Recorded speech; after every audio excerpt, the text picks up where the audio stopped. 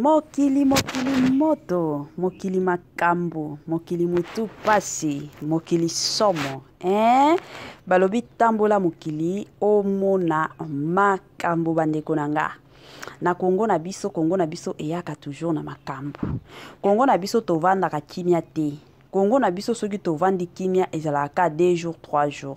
Mais mingi tozalaka toujours na makambo. O emataki, o ekitaki, o ekendaki, o ezongaki. Wana penza ezalaka loi de la nature, o ebele abatu bayebaka. Donc eza penza mwa pasi pe mawa na système moko ya somo. Ebele abatu toyebike le pasteur Mike Kalambai azana concert na ye, concert à Liboso et kozala na Zénith na France.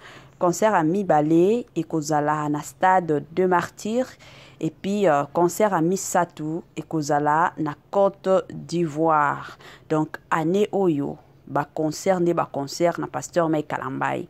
Ce que oyebite en tout cas na osenga na yo ce que vous avez besoin ko se renseigner à makasi pona ba concert na ye kota na page na ye à Facebook kuna ba information nyonso ya ndenge ba concert na ye ekozala nyonso eza kuna bandeko nanga na système moko ya kitoko.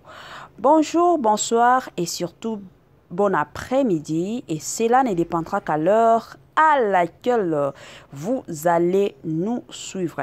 Bienvenue surtout sur Étoiline Inès TV, bienvenue na balandi nyonso yakala, bienvenue na balandi nyonso yasika.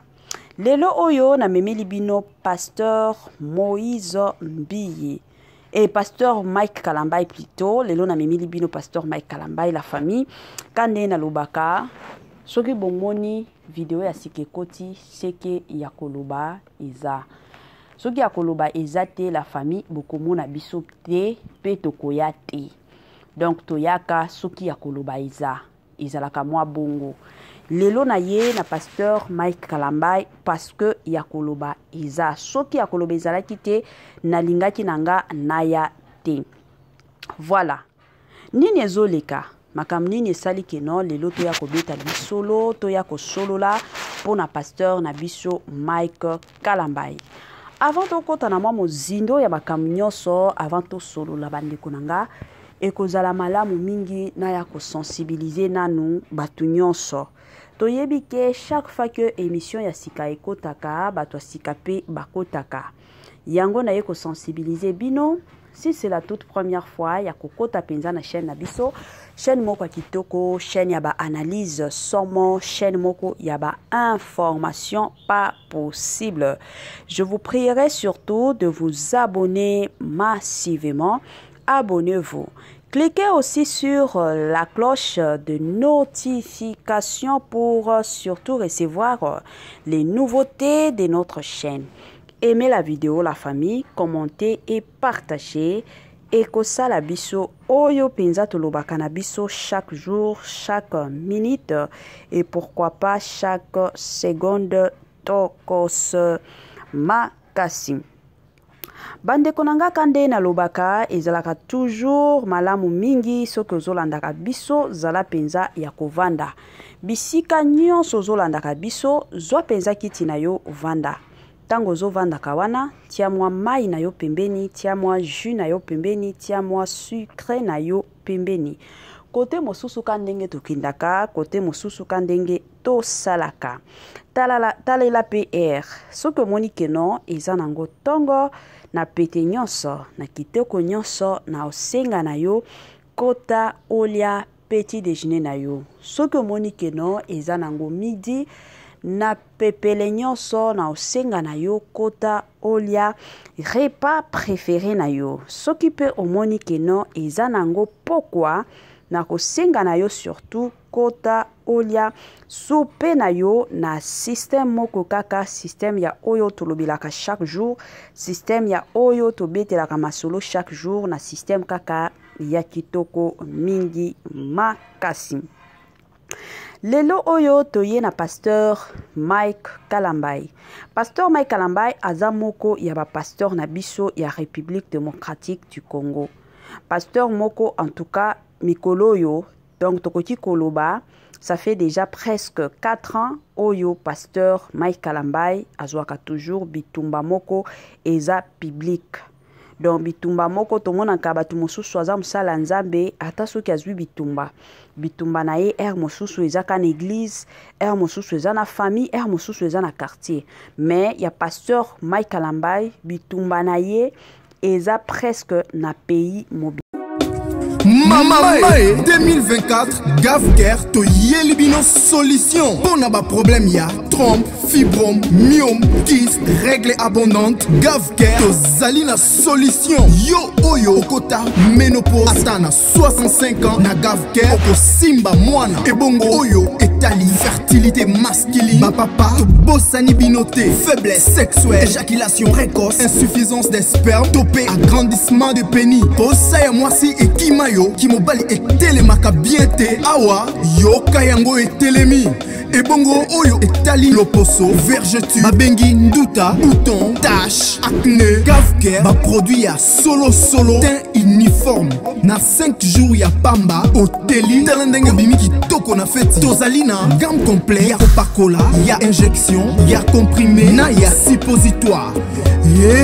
Ozali na problème ya hémorroïde interne topé externe papa maman kaka na 2 jours ya pamba omoni changement total.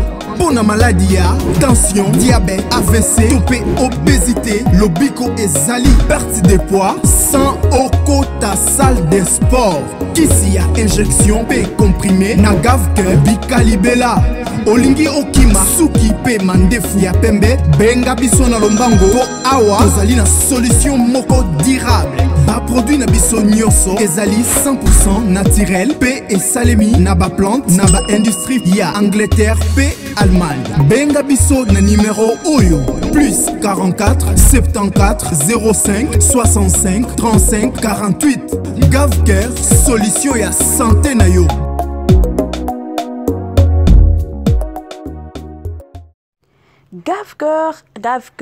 Gavker aye na ba solution ya kilikili. Gavker aye pona lobiko na yo. Gavker aye pona koyebisa yo ke no bika libela na système kaka ya kitoko mingi makasi. Voilà. Bande konanga lelo na ye kandenge boyebi mama Etoiline soki aye ayaka toujours na makambo. Soki akoloba iza toyaka toujours tolobi, soki pe akoloba ezate tokoloba na biso te. Eloko esali ke non lelo to ya kobeta masolo na kombo ya pasteur Mike Kalambai ebele abatu je suis sûr et certaine que ba yebi ebele abatu mosusu ba yebi te.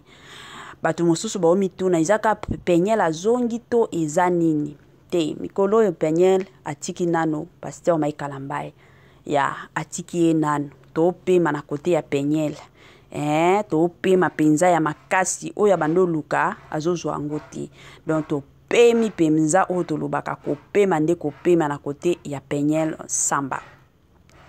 Makambo oye salike lelo to ya kosala émission eza vidéo moko ezo circuler sur les réseaux sociaux.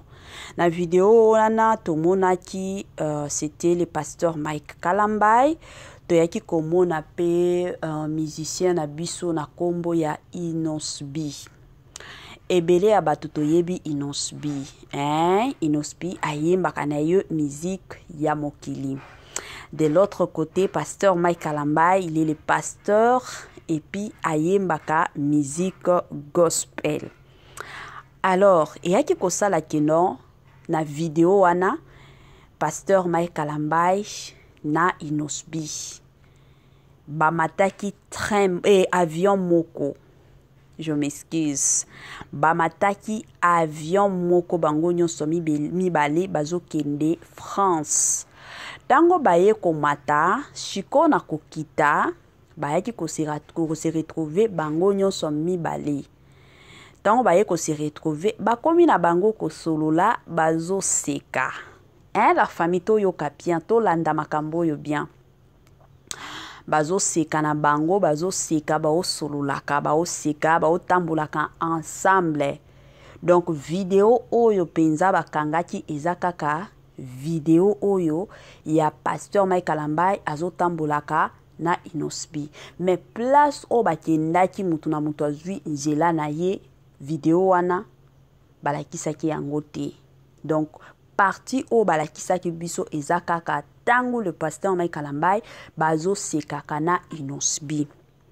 Yango eyaki kosala ke bato ebele déjà kaka na post wana. Kandenge boyebi communauté na biso eza communauté moko ezangisaka makambo te. Batu baye, batu bakomi kotuna. Comment ça fait-il que ye pasteur Mike Kalambai, il est le pasteur Mosali Nzambe, ayebi parole, mais akenda tasoki bamataki avion moko na Inosbi. Kaka ndenge Bible lobaka na biso ke molili na lumière ekoki kosangana te. Comment ça fait-il que ye asambelaka Nzambe Inosbi wana aza mwana Nzambe te bakomi kosolula baza pe bazo seka pe? Est-ce que esalemaka yango batu ebele?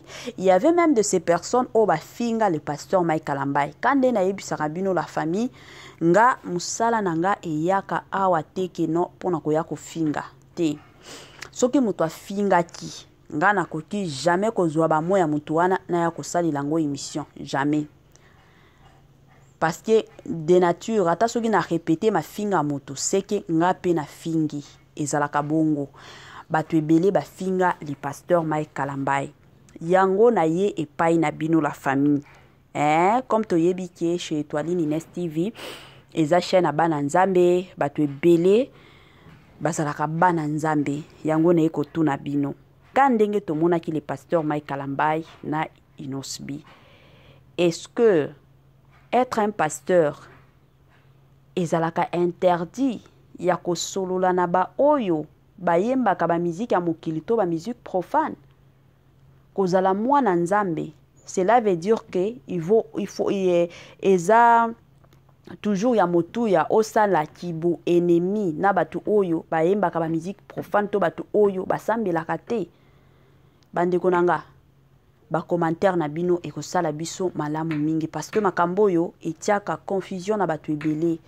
Ebele batu lobaka. Alors nazana posa na bino, nazana posa penza ba réponse na bino, nazana posa ba intervention na bino kandenge to salaka na ba commentaire la famille ekosala malamu mingi. De mon côté nga pe nazalaka na point de vue nanga. Avant na kota penza na point de vue nanga, na kolinga nanu na ya kopesa ba matondo na pesa pe na bambote kaka ndenge ezalaka. Grand merci na balandi nyonso ya Étoile Nines TV, grand merci na ba o nyonso bazwaka penza ta na bango pona kolandaka biso. Grand merci na ba o nyonso basalelaka biso ba partage de partout oyo bosalelaka biso ba partage mosusu toyebaka te ba groupe nini bo salelaka biso ba partage, ba numéro nini bo salelaka biso ba partage. En tout cas, na ye koyebisa bino ba merci mingi makasi. Yango na ko profiter pe na pesa mwa bambote kandenge zalaka, na ye ko pesa bambote nanga, na ye moko Linda Bukulu ya balinda na pesi bambote nanga, na ye moko Madame Marie-Josée Chala na pesi bambote nanga, na ye moko Madame Sidonia Siala, Madame Judith Diampo Visa. Na pesi bambote bisika nyonso bolandaka Étoile Nines TV, na pesi bino bambote na système moko ya bien. Na pesi bambote na ba mama nanga chérie wana na moni mama Titi, mama Joséphine, mama Tina Sambia, na pesi bambote na bandeko nyonso oyo balandaka Étoile Nines TV. Voilà, kande to bando beta masolo, kande to bando solo la ebele abatu bamonaki vidéo ya pasteur Mike Kalambai avec notre frère artiste, un musicien aussi, il y a musique profane na kombo ya Inosbi. Tant de personnes balobi et salemaka te. Ye pasteur Mobimba, pasteur azana kombo. Est-ce que akoti ko sala ki camarade to atandenge bakutana ki na bango na avion ba osolola? Est-ce que en tant que Musala Nzambe akoti kosolola na Inosbi bongo? Bandeko nanga kande na lobaka soki tosala ba analyse nga pe na yaka na oyo yanga point de vue nanga na système moko ya bien selon ngai la famille na omona nanga problème te na omona likambo moko te ndenge eza boye basali ya nzambe eza te ke soki oza mosala nzambe okoki jamais kosolola na oyo asambelaka te ezalaka bongo te. Nul n'est parfait, nul n'est parfaite sur cette terre surtout des emails la famille. Biso nyonso toza na masumu ki toza na oyo ya biso. Alors, c'est tout à fait normal ya komona pasteur Mike Kalambai al solo la lelo ezala ta ba fali pupa, ezala ta ba ferigola, ezala banani, il est libre. Aza libre. Na mosusu kande ba bando solo la bongo. Nani ayebi soki abando salela ye évangélisation. Soki abando te ya ye liloba. Soki abando solo na ye keno jour mosusu pe bete la nzambe mwa nzembo. Qui sait? Personne. Personne. Mais biso to mona ka vidéo na nzela vidéo kaka tolingi to ya kosambusa pasteur na biso Mike Kalambai. Bande konanga to tika biloko ya bongo. Basala nzambe ba pasteur o bomonaka. Eza te keno bango nde. Ebele ya batu yango bookotisa ba pasteur na biso na ba place oyo il faut pas bakuta. Pourquoi? Parce que baka biso oyo tokomi kozwa ba pasteur neti ba angelu moko boye. Neti batu moko boye basumu kakate. Neti batu moko boye bango nde bango. Yango omona ba pasteur mosusu maka mosusu bazoko kalisusu ko sala ngote. Pourquoi? Parce que mokili ekoloba, mokili ekosala. Pasteur Mike Kalambai aza libre. Ya osola na mutu nyonso. Kandenge biso nyonso tozalaka libre. Ndenge toza boye nga pe naza boye na sambelaka. Naza mwana nzambe. Na sambelaka makasi. Mais soki toke quelque part, tokutani na frère moko boye, tokutani na wera son, tokutani na toko solola, toza batu toko solola. Peut-être kande babando solola bongo na côté ya musique. Peut-être moi inosbi apesa ki papa na biso pasteur Mike Kalambai moi mayele moko boye. Peut-être oya ye bakate. Kande tolobaka toujours que toye kolaka chaque jour. Mosusu kana obeta masolo ba obeta moi eloko moko boya lobaki papa na biso azui yango esungi peye ezalaka bongo. Eza te ke non soki mutu azo yembaka ba musique profane, cela signifie que mutu oyo penza aza mwana satana te. Eza na batu mosusu kande na pesa ki exemple. Wera son ebele ya batu toyebi wera son ndenga yembaka wera son matakita wera son boye. Mais bino moko boyebi mwasi na ye azalaka mama pasteur moko ya tongo. Mama moko asambelaka soki akoti ba prière awa. Mosusu bo mituna eza ya solo to eza lokuta. Azo siaka ko evangelizaka batu. Mais mobali na ye ayembaka ba musique profane. Qui sait soki mobali na ye asambelaka mutu moko te ayebaka te. Yango ezalaka mwa pasi koyeba nini lekaka na motema mutu. Toza batu toyebaka te. Yango Bible yango moko yebisaka biso ne jugez point afin que vous ne soyez pas jugés. Yango bomona ba chrétien ebele lelo oyo. Ba okoka lisusu te komema batu epa ya nzambe. Pourquoi? Parce que ka biso moko tosambelaka mingi. Tosambelaka tokomi ko juger makasi. Biso tosambelaka tomimonaka keno biso nde tokokota lola. Et pourtant ce n'est pas ça. Hein? Et pourtant ezalaka bongo te. Dans la vie bo pesa kape batu mosusu chance. Bo pesa kape baninga chance. Eza te ke non parce que wana sambelaka te azala musika na ngai. Qui sait peut-être na nzela na yo nde akoyeba nzambe? Qui sait? Batu mosusu bayebaka te. Peut-être na nzela na yo, peut-être na kosololaka o bosololaka. Peut-être na kobeta masoloka o bobetaka la famille. Yango ekosala ke non aya koyeba nzambe ezalaka bongo. Mais batu mosusu bayebaka na bango te. Batu mosusu ezalaka kaka parce que mutu wana asambelaka, parce que mutu wana asambelaka te akoki kozala camarade na nga te, nakoki kosolola na ye te, nakoki kosala boye na ye te. Eza mwa pasi. Yango mosusu ba o basambelaka te basekaka biso tosambelaka. Basekaka biso makasi parce que toza batu moko je ne sais pas na loba nini. batu moko bandeko mosusu bandeko nanga mosusu tokanisaka te eza mwa pasi penza pe mawa pasi penza na motema dans la vie zala oyo za kolinga te ke non parce que na sala na zala ekozala pasi zala kaka oyo oza na bata nyonso na batango pe nyonso na ndenge moko ya bien. Bandeko nanga bobosana pete concert ya ba sala nzambe nyonso mibale obomona le pasteur Mike Kalambai et le pasteur Moïse Mbi. Concert à liboso eza ya pasteur Mike Kalambai aza na concert na yo oyo ekobetama na France Zénith. Concert à mibale ekozala concert ya pasteur na biso Moïse Mbi ekosalema na stade de Martyrs. Concert à misato ekozala lisusu ya pasteur Mike Kalambai na stade aussi des Martyrs. Et après concert wana pasteur Mike Kalambai a okende Côte d'Ivoire pour na concert na ye. Yango toye toujours et encore ko sensibiliser bino nyonso bandeko bolandaka Étoile Nines TV na ndenge moko ya bien. Bobo sanate kozala wana bobo sanate kokende bobo sanate kokende ko participer toza na besoin ya Congo na biso échanger. Toza na besoin ya biloko asika ekota na Congo na biso.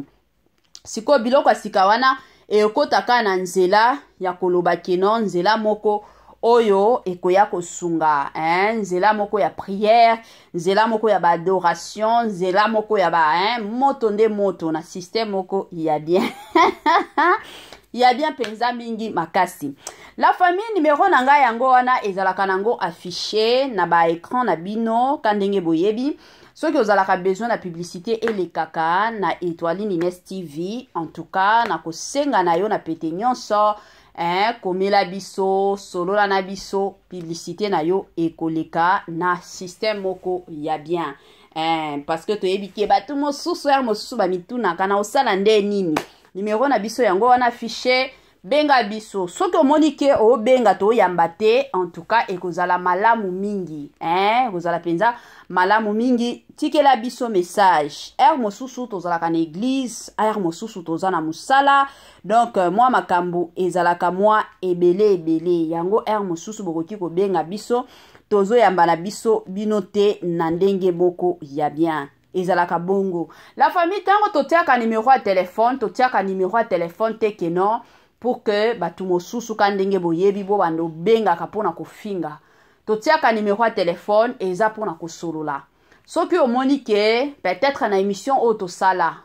osepela na yote ezalaka toujours malamu mingi kandenge ezalaka malamu penza mingi obengi biso na pete nyonso solola na biso oza besoin ya koya kofinga biso te oza na besoin ya koya kotombukela biso te. Parce que musala nyonso muntu nyonso asalaka musala soki amoni ke ta na osala boye na otala mate soki na osala boye musala nango ezokende liboso te alors muntu nyonso azwaka ba précaution ezalaka bongo. Donc c'est de la même façon avec biso soki na moni ke na tiaka ba titre boye na tala makate musala nango ekendaka liboso te il faut na changer stratégie mosusu. Alors, pour na batu mosusu ba omona bongo, bakomi na bango kofinga, tellement ba mesana kofinga. Rendez-vous à ne pas manquer le 19 mai 2024 au stade de Martyrs avec le pasteur Moïse Mbi.